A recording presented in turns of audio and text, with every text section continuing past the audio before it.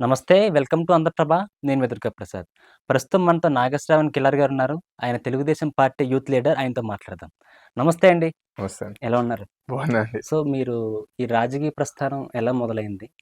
మిమ్మల్ని దీంట్లోకి ఎవరైనా తీసుకొచ్చారా? లేకపోతే మీరే వచ్చారా? దానికి మీరేమంటారు? రాజకీయ ప్రస్థానం అంటే అండి, ఐ థింక్ ఒక రోజు లేచి రాజకీయాలు రావాలనుకుని ఏమి అనుకోలేదు. కాలేజ్లో ఉన్నప్పటి నుంచి కొంచెం ఇంట్రెస్ట్ ఉండేది పాలిటిక్స్ అంటే ఇట్లనే పని చేయాలి అని. నాకు గుర్తున్న రోజు 2011లో అన్నా హజారే గారి మూవ్మెంట్ అప్పుడు, ఇండియా అగైన్స్ట్ కరప్షన్ మూవ్మెంట్ అప్పుడు నేను ఫస్ట్ టైం, అప్పుడు కొంచెం ఇంట్రెస్ట్ ఉండేది కానీ విజయవాడ అప్పుడు ఫస్ట్ టైం బయటకు వచ్చి డాక్టర్ జయప్రకాష్ నారాయణ గారు అప్పుడు ఒక ఆర్గనైజేషన్ చేశారు, యూత్ ఫర్ బెటర్ ఇండియా అని. అందులో పార్టీగా ఈ లోక్పాల్ గురించి తెలుసుకోవడం, దాని మీద అడ్వకేట్ చేయడం, స్టూడెంట్స్ తో కలిసి దాని గురించి క్యాంపెయిన్ చేయడం, వాళ్ళ ఇంట్రెస్ట్ పెరిగింది. ఆ తర్వాత కాలేజ్ కోసం బెంగళూరు వెళ్ళా. బెంగళూరులో విజయవాడలో ఆర్వి కాలేజ్ ఆఫ్ ఇంజనీరింగ్ అని చెప్పి అక్కడ నాకు కామెడీ ఏదో సీట్ వస్తే అక్కడికి వెళ్ళాను.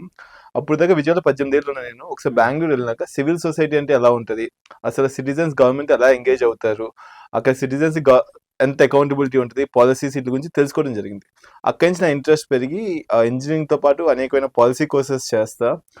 అక్కడ కాలేజ్లో కొన్ని స్టూడెంట్ యూనియన్ ఆర్గనైజేషన్స్ పెట్టి అక్కడి నుంచి అలా వచ్చి కాలేజ్ అయిపోయినాక నిర్ణయించుకుని రాజకీయాల్లోకి రావాలి అని చెప్పి, ఫుల్ టైం పాలిటిక్స్లోకి రావాలి, యూత్ పాలిటిక్స్లోకి రావాలి అన్న ఆలోచనతో విజయవాడలో కొన్ని ఆర్గనైజేషన్స్ నడుపుతూ 2019లో తెలుగుదేశం పార్టీ ఎలక్షన్స్ ఓడిపోయినాక చంద్రబాబు నాయుడు లాంటి నాయకుడు ఓడిపోకూడదు, మేమందరం ఎవరైతే రాజకీయాల గురించి మాట్లాడాలనుకుంటాం అప్పుడు కూడా న్యూట్రల్ గా ఉండాలనుకుంటాం. ఇప్పుడు చాలా మంది యూత్ మీద చూస్తే రాజకీయాలకు రావాలనుకున్న బ్యాక్గ్రౌండ్ లేని వాళ్ళు మేము ఆ పార్టీ ఈ పార్టీ కాదు దీని మీద అంటాం, కానీ I don't think that exist అని. మన అందరికీ ఒక పొలిటికల్ బయాస్ ఉంటుంది, కాకపోతే తప్పు అని చెప్తాం, కట్టని చెప్పొచ్చు, కానీ ఒక పొలిటికల్ బయాస్, ఒక లీడర్ వైపు ఒక పార్టీ వైపు ఒక బయాస్ ఉంటుంది.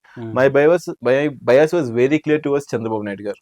సో ఐ థాట్ అలాంటి నాయకుడు ఓడిపోకూడదు, ఆంధ్రప్రదేశ్ భవిష్యత్తు పాడవకూడదు, ఒక 5 ఏళ్ళు ఏది చేసేసి ఆయన మళ్ళీ ముఖ్యమంత్రి అయ్యేదాకా యాక్టివ్ గా పార్టీకి పనిచేద్దాం అని చెప్పి 2019లో నేను పార్టీలో జాయిన్ అవడం జరిగింది. అప్పటి నుంచి I was continuing with the Telugu Desam party. 19లో వచ్చారు, ఓడిపోయినాక ఆగస్టులో జాయిన్ అయ్యే పార్టీ, జూలై ఆగస్ట్ ఆ టైంలో. అయితే కింజరపు రామ్మోహన్ నాయుడు గారితో మీకున్న అనుబంధం ఎలా ఉంటుంది, అసలు ఎలా స్టార్ట్ అయింది పరిచయం మీకు? అదొక వెరీ ఫన్నీ స్టోరీ అండి. అప్పుడు ఇంకా కాలేజ్ లో ఉన్నాను. 2014లో చంద్రబాబు నాయుడు గారు ప్రమాణ స్వీకారానికి విజయవాడ వచ్చారు. అందరూ విజయవాడ ప్రమాణ స్వీకారం జరిగినప్పుడు మా ఫ్రెండ్ హోటల్లో ఉంటే నేను ఏదో పని మీద హోటల్కి వెళ్తే అదే లిఫ్ట్ లో ఎలివేటర్ లో నేను రామ్మోహన్ నాయుడు గారు ఒక ఎలివేటర్ లో ఉన్నాం, ఇద్దరు ఒకేసారి. రామ్మోహన్ నాయుడు గారు నాట్ రాంగ్ ఆయన కాలేజ్ ఫ్రెండ్స్ తో వచ్చినట్టున్నారు ప్రమాణ స్వీకారానికి. అండ్ ఆయన ఒక యంగ్ లీడర్ అని తెలుసు, ఆయనకి అప్పుడు నేను హాయ్ చెప్తూ ఉంటే, కానీ ఏమైందంటే ఎలివేటర్ ఏమైందంటే అది కిందకి వెళ్లకుండా లిఫ్ట్ నొక్కడం వల్ల కొంతమంది అది పైకి కిందకి తిరుగుతున్నప్పుడు మేము వెళ్లాల్సిన ఫ్లోర్కి వెళ్ళకపోతే రామ్మోహన్ నాయుడు గారు ఫ్రెండ్ ఎవరో ఒక ఇంజనీరింగ్ జోక్ వేశారు, సీ లూప్ అని ఒకటి ఉంటుంది, మనందరూ సీ లూప్ లో స్టక్ అది ఇది అని చెప్పి ఒక అకాడమికల్ జోక్ వేస్తే I was very felt interested. ఒక యంగ్ లీడర్ అయి ఉండి ఇంజనీరింగ్ ఆ డిఫరెన్స్ అంటే. Then I spoke to him. ఆ లిఫ్ట్ దిగే లోపల ఒక 30 seconds లో ఎలివేటర్ పిచ్ కాన్సెప్ట్ ఉండేది. I made a pitch youth politics గురించి. We exchange our numbers. ఆ తర్వాత నుంచి ఆయనతో కొంచెం టచ్ లో ఉంటాం. నాకు కొంచెం పార్లమెంట్ మీద ఇంట్రెస్ట్ ఉంటాం, కాలేజ్ రీసెర్చ్ కట్టి నేను పార్లమెంట్ రెగ్యులర్ గా వెళ్ళాను సెషన్స్ ఢిల్లీకి.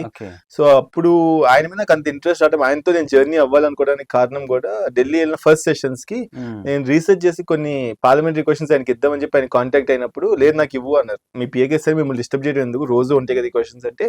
ఆయన చాలా ఇంట్రెస్టింగ్, అంత పెద్ద నాయకుడు కొడుకై ఉంది, ఒక సెంట్రల్ మినిస్టర్ వాళ్ళ ఫాదర్, ఢిల్లీలో ఆయనకి కావాల్సిన జరిగింది. అప్పుడులో అసలు తెలుగుదేశం పార్టీ ఢిల్లీలో ఎవరు ఉన్నారంటే నాయుడు పేరు చెప్తారు.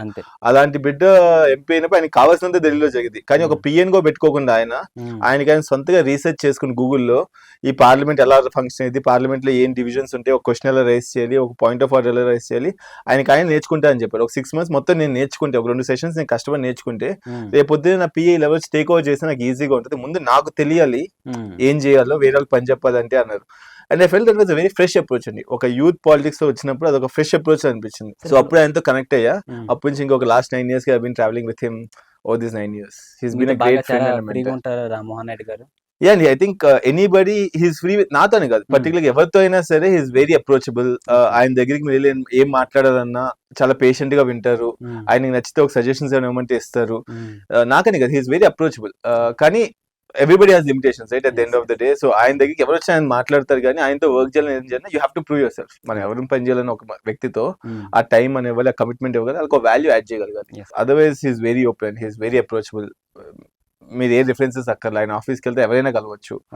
ఈవెన్ నౌ శ్రీకాకుళంలో ఆయన ఆఫీస్కి వెళ్తే ఇట్స్ అన్ ఓపెన్ ఆఫీస్. ఆయన ఆఫీస్ లో రోజుకు 200 మంది 300 మంది కలుస్తూ ఉంటారు. That way I think. And Delhi Srikakulam తప్ప ఇంకో చోట ఎక్కడ నేను ఎక్కువ ట్రావెల్ చేయడం వల్ల ఏదైనా పార్టీ ఈవెంట్స్ తప్ప వేరే ఇంకెక్కడికో తిరిగేటి అదే ఉండదు. ఇప్పుడే శ్రీకాకుళంలో కుదిరినంతసేపు శ్రీకాకుళంలో ఉంటారు ఆయన. Um, that something I like about him also. Being a young leader, um, అంత ఎక్స్పోజర్ ఉండొచ్చి పర్సనల్ లైఫ్, ఫ్యామిలీ లైఫ్ అన్ని పక్కన పెట్టి ఇవాళకి శ్రీకాకుళంలో ఇల్లు కట్టుకుని, ఆయన వైజాగ్ లో ఉన్న అడిగేవాడు ఎవరు లేరు, అవును. ఆయన హైదరాబాద్ లో అడిగేవాళ్ళు ఎవరు లేరు. కానీ ఉమ్, మొత్తం టైం అంతా ఫ్యామిలీతో సహా టైం అంతా శ్రీకాకుళంలో పెట్టి he does some amazing work there. Um.